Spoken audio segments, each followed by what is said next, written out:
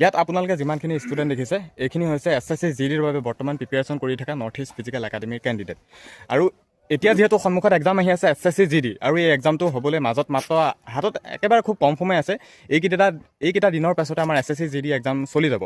বাকী এক্সামটো শেষ হৈ যোৱাৰ পাছতে আমাৰ নতুনকৈ আমি আৰম্ভ কৰিব বিচাৰিছোঁ এই একাডেমীৰ ফালৰ পৰা আসাম পুলিচৰ যি বৰ্তমান ভেকেঞ্চি বা পোষ্ট ওলাইছে 5000, তাত ফৰেষ্ট আছে, কামাণ্ডো আছে, এনেকুৱা বহুখিনি পোষ্ট আছে।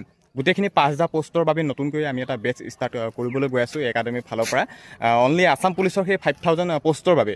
কিন্তু সেই বেচটো ষ্টাৰ্ট হ'ব খুব কম সময়ৰ ভিতৰতে। আমি বৰ্তমান ৰেজিষ্ট্ৰেশ্যনৰ প্ৰক্ৰিয়াও কৰি আছোঁ, বাকী বহুতে নামভৰ্তিও কৰি আছে।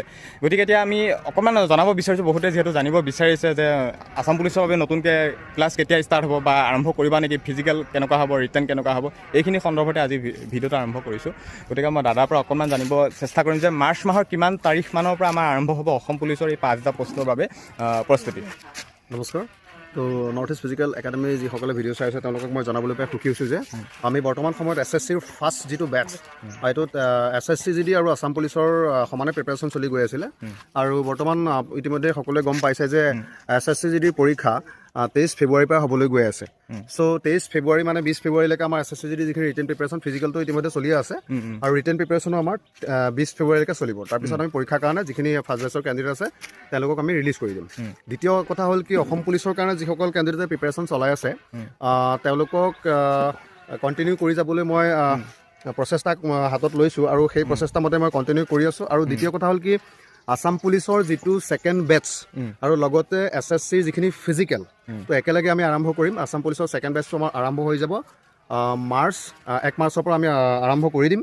চ' কথা হ'ল কি, যেতিয়া এটা বেটছ এখন একাডেমীত আৰম্ভ কৰা হয়, তেতিয়া যদি কিবা কাৰণবশতঃ সেই বেটছটো যদি কিবা কাৰণে 1 মাহ বা 1.5 মাহ পিছত যোগদান কৰে, তেতিয়াহ'লে তেওঁলোকৰ ৰিটেন প্ৰিপেৰেশ্যনত যথেষ্ট অসুবিধা হৈ যায়। কিছুমান চিলেবাছৰ কিছুমান বস্তু আগতীয়াকৈ গুচি যায়, যেনে ইংলিছ গ্ৰামাৰে হওক বা অন্যান্য GK GS হওক, এই বস্তুখিনি যাতে কমপ্লিটলি পাবৰ কাৰণে ইতিমধ্যে বহুত কেণ্ডিডেটে ৰেজিষ্ট্ৰেশ্যন কৰিলে, আৰু যিসকল কেণ্ডিডেটে ৰেজিষ্ট্ৰেশ্যন কৰি একাডেমীত আহিম বুলি ভাবিছে তেওঁলোকে যাতে সেই 1 মাৰ্চৰ পৰাই কোৰ্চটো ল'বলৈ চেষ্টা কৰে। কিয়নো ৰিটেন প্ৰিপেৰেশ্যনৰ যিখিনি প্ৰচেষ্টা আমাৰ ফালৰ পৰা কৰা হৈছে, সেই গোটেইখিনি প্ৰচেষ্টাত মানে কিছুমান এনেকুৱা বস্তু আছে যিখিনি বস্তু মানে হাতৰ পৰা যাতে কোনো কাৰণে ওলাই যাব নালাগে। অসম পুলিচত ইতিমধ্যে আপোনালোক সকলোৱে জানে যে ফিজিকেল আৰু ৰিটেন দুইটা বস্তুৱে টাফ। চ' আমি ফিজিকেলতো ধ্যান দিব লাগিব আৰু ৰিটেনতো ধ্যান দিব লাগিব। নিৰ্দিষ্ট সময়সীমাৰ ভিতৰত আমি ৰিটেন প্ৰিপেৰেশ্যনটো আল্টিমেটলি 3 পৰা 4 মাহ বা 4 মাহৰ ভিতৰতে আমি কমপ্লিট কৰাই দিম ৰিটেনটো। বাকী ফিজিকেলটো যদি আমি কিবা কাৰণে নিৰ্দিষ্ট সময়ত যদি এটা ভাল পৰ্যায়লৈ লৈ যাব পাৰোঁ, তেতিয়াহ'লে চাকৰি পোৱাটো নিশ্চিত হৈ যায়। চ' মই ভাবোঁ যে ছেকেণ্ড বেটছটো আমাৰ 1 মাৰ্চৰ পৰা আৰম্ভ হৈ যাব, আৰু যিসকল কেণ্ডিডেটে ইতিমধ্যে ৰেজিষ্ট্ৰেশ্যন কৰিলে তেওঁলোকক আমি 1 মাৰ্চৰ